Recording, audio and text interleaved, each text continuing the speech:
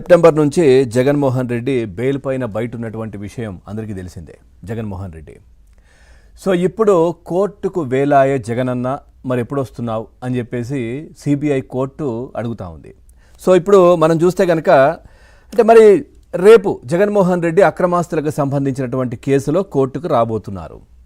So దీంట్లో మరి ఏంటి స్ట్రాటజీ అంటే జగన్మోహన్ రెడ్డి అనుకుంటున్నారంట. చాలామంది కూడా మాట్లాడుకునే విషయం ఏంటంటే అంటే ఇప్పుడు రాష్ట్రంలో ఆంధ్రప్రదేశ్లో జగన్మోహన్ రెడ్డి అధికారంలో ఉన్న 5 సంవత్సరాలు చేసినటువంటి అరాచకాలు అక్రమాలు అంటే ఇప్పుడు కూటమి ప్రభుత్వం బయటపడుతున్నవన్నీ కూడా మనం చూస్తూ ఉన్నాం. ఏదైతే లిక్కర్ స్కామ్ కావచ్చు, ఇప్పుడు కల్తీ మద్యానికి సంబంధించి ఏ విధంగా జరిగింది ఏంటనేది, ఆ తర్వాత అరెస్ట్ అవుతున్న ప్రతి ఒక్కరి ఎంక్వైరీలో కూడా ఆ మూలాలు తాడేపల్లి ప్యాలెస్ వైపే చూపించడాలు, ఆ తర్వాత నెయ్యిలో జరిగినటువంటి అక్రమాలు కల్తీలు, తర్వాత ఇటు ల్యాండు శాండు మైను ప్రతి దాంట్లో కుంభకోణాలు అన్నీ కూడా ఎటువైపు వేలు చూపిస్తున్నాయో అందరికీ తెలిసిందే.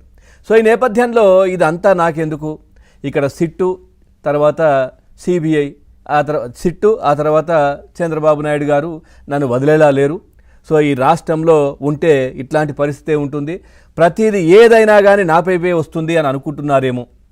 అందుకే ఇప్పుడు పిలవగానే సిబిఐకి సంబంధించినటువంటి కోర్టులో కూడా ఇటు నాంపల్లి కోర్టుకు కూడా రేపు అటెండ్ కాబోతున్నారు.